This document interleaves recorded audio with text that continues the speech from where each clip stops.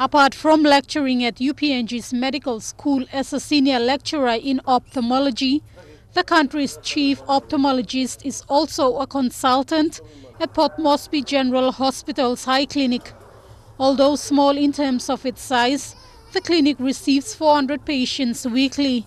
Dr. Malanga says with just 9 medical staff working, it is the busiest section in the hospital apart from accidents and emergency.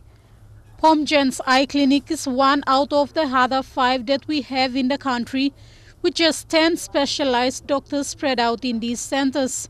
About 10 practicing ophthalmologists, specialist ophthalmologists in the country, which is by far much below than the WHO standard of requiring about 60 ophthalmologists to cater for the 7 million that we have.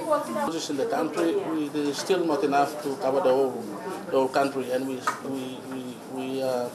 that service is not reaching our very rural people because that's where the bulk of the population is. Rural urban drifting and Western diets are the main cause of the ever-increasing eye disease cases at the clinic. Dr. Melangas pointed out the common cases as diabetes with complication to the eye, preventable blindness and injuries. Like others providing eye care in the country, the chief ophthalmologist is pushing for the government and the only medical training institute to encourage more medical specialists and better medical equipment for the clinic. We're putting in a package together to offer to the university because we don't have actually a chair at our University of Papua New Guinea to help us to actually continue to train our doctors in eye care services. And so with this group of people, we are putting in a proposal to the university so that we can get somebody within the university as an academic to help us to achieve our goal of training more eye doctors and fulfilling our obligation of cutting down the number of preventable blindness that we have in the nation.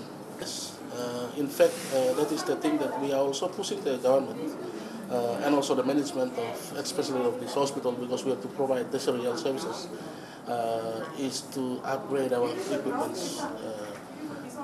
The equipments that we have are all actually donated by friends and stakeholders of IK in the country.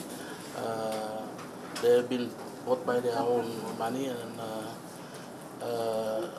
like I can say, the equipments we have here are very basic.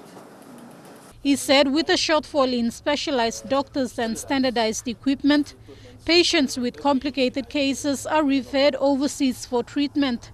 The clinic provides secondary and tertiary services. In order to cater for the shortfalls, there are also non-for-profit organizations who have been partnering public clinics to provide high care. Michelle Amba, National MTV News.